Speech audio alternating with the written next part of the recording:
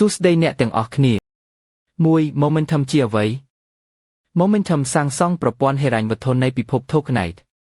គោលបំណងគឺធ្វើឲ្យការជួញដូរគ្រីបតូនិងទ្រព្យ Tokenized ក្លាយជារឿងងាយស្រួលដូចប្រើ Robinhood ប៉ុន្តែមានសេរីភាពដូច Blockchain វាមិនមែន App តែមួយទេវាជា Ecosystem ដែលនឹងគាំទ្រអនាគតដែលអ្វីត្រូវបាន Tokenized ភាគហ៊ុន Ruby Bond ទ្រព្យសកម្មពិត Commodity អ្វីទាំងមូល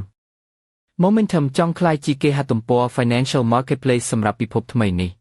2ហេតុអ្វីស៊ួយជួយ Momentum ក្លាយជាមហាអំណាចស៊ួយមានអ្នកប្រើថ្មីដែលមិនសូវជាប់ចំណោលពី Ethereum ឬ Solana ស៊ួយមាន incentives ខ្លាំងសម្រាប់ DeFi Ecosystem កំពុងកើនលឿន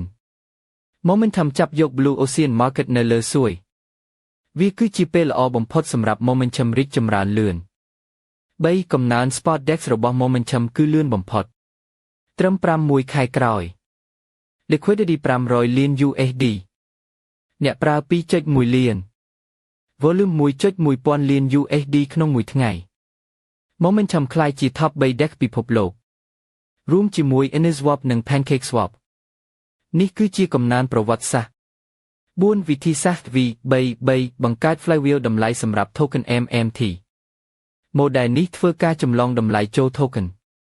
វីទាំងអស់ទិញត្រឡប់ MMT Token ទិញត្រឡប់ចែក V Holder Liquidity Provider ទទួលរង្វាន់ជាបន្តបន្ទាប់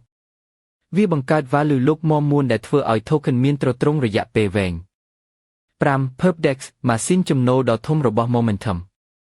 Momentum កំពុងបើក Perpetual Dex ដែលអាចបង្កើត fee ខ្ពស់ជាង Spot ហើយអាចជួយ Boost Buyback Boost Reward Boost Governance Boost Value ទៅ Token MMT Momentum មានអ្នកជួញដូរ Spot 2 លានបំលែងបានត្រឹម 20% ក៏ធំឆ្លងទំហំហើយ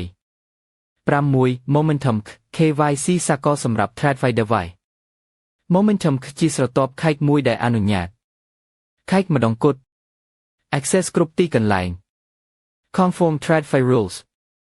ទិន្នន័យរក្សាសុវត្ថិភាពដោយ Volatility